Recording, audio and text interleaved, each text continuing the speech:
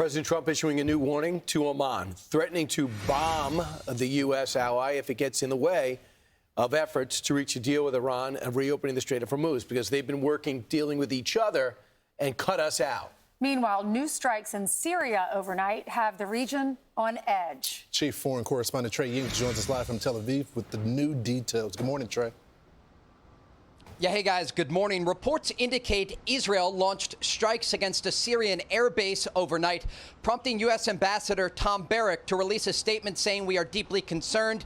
He went on to say an unnecessary escalation that does not advance regional stability.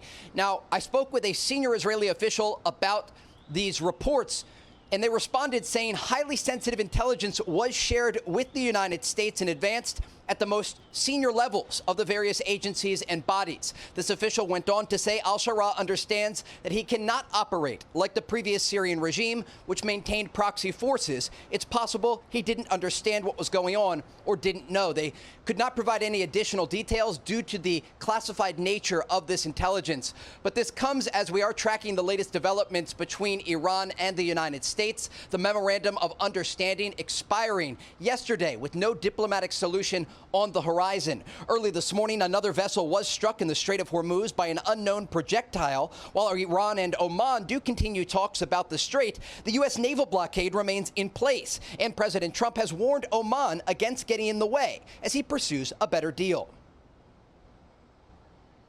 They want to make a deal, but they're not going to make the kind of a deal that I feel is necessary. Look, we're in there for one reason. Iran cannot have a nuclear weapon.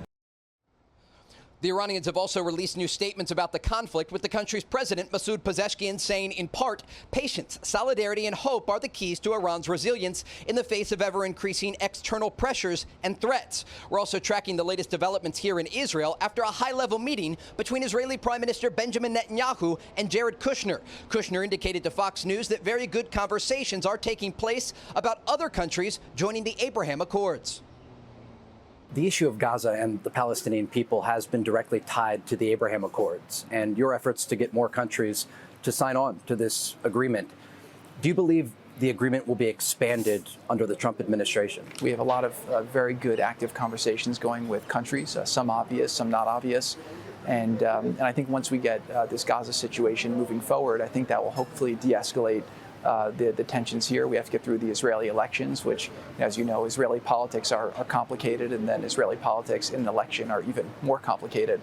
And so hopefully when we get after the Israeli election, there'll be some opportunities for expansion. But President Trump's been very, very focused on this. He's had great conversations with many countries, and it's the right thing to do. And, you know, what's interesting, too, about the Abraham Accords is that it kind of took a different approach to the region, and everyone always said you can't have normalization until the Palestinian issue is resolved. But what we showed actually through the first branch of the Abraham Accords is that the Emiratis were actually the biggest donors to Gaza, and they've done a ton to help the Palestinian people. And it's only by having relations with Israel that they're able to help the Palestinians hopefully achieve a better outcome for themselves.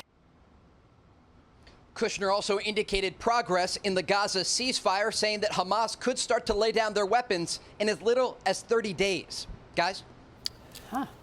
So Trey, when you see what's happening with Iran right now, do you get the sense that Iran is even interested in doing a deal right now? Because according to the Wall Street Journal, they've accelerated their new missile production, their drone production. They've asked the Houthis, and they've gotten involved in the Red Sea. It seems like this is the Iran script. And in that script, peace talks don't exist. Yeah, it's a great question. And Jared Kushner told Fox News yesterday, at this point, the Iranians are not making a deal. But he said deals are difficult and that the president often wants what many would describe as an impossible deal, but it's still the deal he's going to pursue. And so U.S. negotiators, including Jared Kushner, remain optimistic about the possibility of future conversations with the Iranians. They indicated that talks are still taking place indirectly behind the scenes. And remember what we reported yesterday, President Trump confirming to Fox News that there are direct channels between officials in Washington and IRGC officials in Tehran. Trey, thank you so much. Be sure to like and subscribe for all the Fox News latest on YouTube, and catch full shows streaming now on Fox One.